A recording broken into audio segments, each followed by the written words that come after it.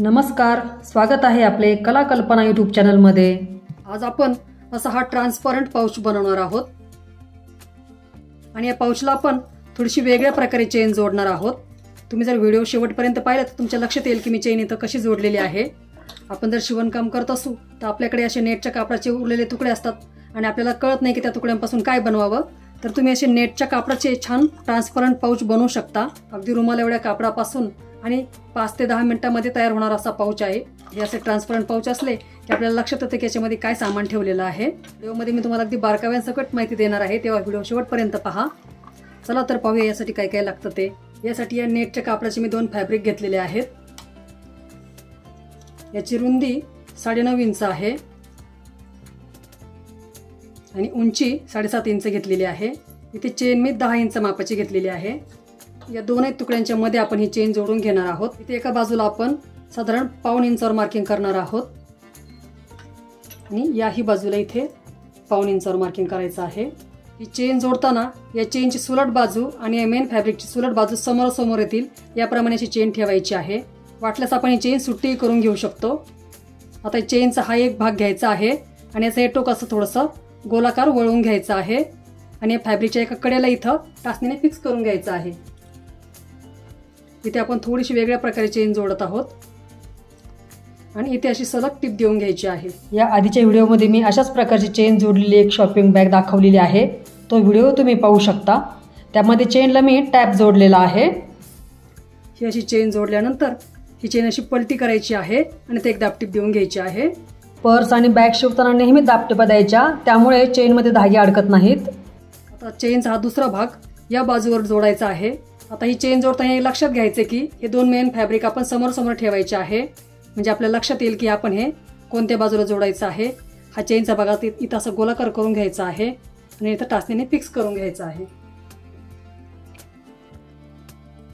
संपूर्ण हा चेनचा भाग इथे टाचणीने फिक्स करून इथं जोडून घ्यायचा आहे। मी माझ्या प्रत्येक व्हिडिओमध्ये नवीन काही देण्याचा प्रयत्न करत असते मैत्रिणींनो, आणि अगदी बारकाव्यांसकट माहिती सांगण्याचा प्रयत्न करते, जेणेकरून तुम्ही कुठलाही क्लास न करता अशा पर्स बॅग सोप्या पद्धतीने शिवू शकता।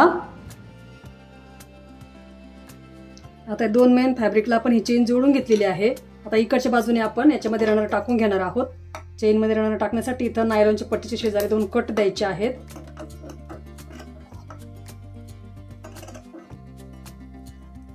हे दोनही भाग आपण कट करून टाकणार आहोत।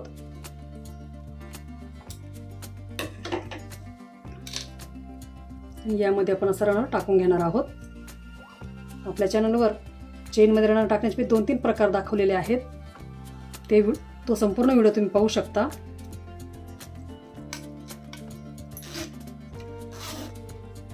ते आपण या प्रकारे चेन जोडल्यामुळे हा रनर इथे लॉक होऊन जातो। आपल्याला दोनही मेन फॅब्रिकच्या कडा व्यवस्थित जुळवून घ्यायच्या आहेत। यासाठी हा रनर थोडासा मध्यभागी घेऊयात। बरोबर या दोनही बाजू अशा जुळवून घ्यायच्या आहेत। इथं वाटल्यास आपण टाचणीने फिक्स करून घेऊयात। मी तुम्हाला अगदी बारकाव्यांसकट माहिती देत आहे, तेव्हा व्हिडिओ शेवटपर्यंत पहा आणि चॅनलला अजून सबस्क्राईब केले नसेल तर सबस्क्राईब करा, म्हणजेच तुम्हाला असे छान छान व्हिडिओ पाहायला मिळतील। आणि इथे 3ही बाजूने आपण टिप देऊन घेणार आहोत।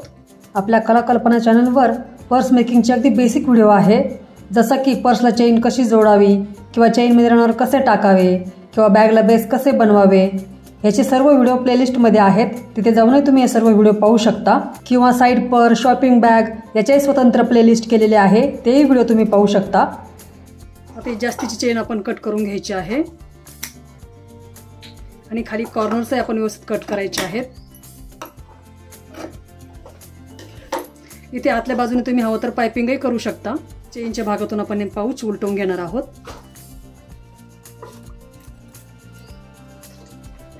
छानपैकी आपला हा पाऊच तयार झालेला आहे।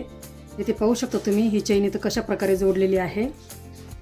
आजच्या व्हिडिओमध्ये आपण वेगळ्या पद्धतीने चेन जोडायला शिकलेलो आहोत। आता या पाऊचमध्ये मी तुम्हाला सामान ठेवून दाखवत आहे। हे बघू शकता, या पद्धतीने आपण याच्यामध्ये असं सामान ठेवलं की हा सब ट्रान्सपरंट असल्यामुळे किंवा नेटचा असल्यामुळे या पाऊचमध्ये काय ठेवलेलं आहे आपल्याला सहजी दिसून येतं आणि भरपूर मोठ्या साईजचा झालेला आहे। आता हे असे पाऊच बनवताना तुम्हाला हव्या त्या साईजची बनवू शकता। अगदी रुमाला एवढ्या कापडापासून आणि 5 मिनिटात शिवून तयार होणारा पाऊच आहे हा।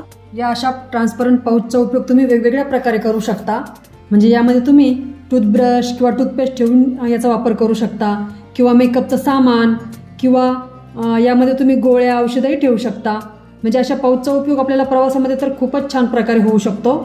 तर असा हा मल्टीपर्पज पाऊच तुम्ही स्वतःसाठी बनवा, किंवा असे पाऊच भरपूर प्रमाणात शिवून तुम्ही याची घरातूनच विक्री करून स्वतःचा व्यवसाय निर्माण करू शकता. तुम्हाला माझा हा व्हिडिओ थोडा जरी उपयोगी वाटला असेल तर पटकन लाईकचं बटन दाबा.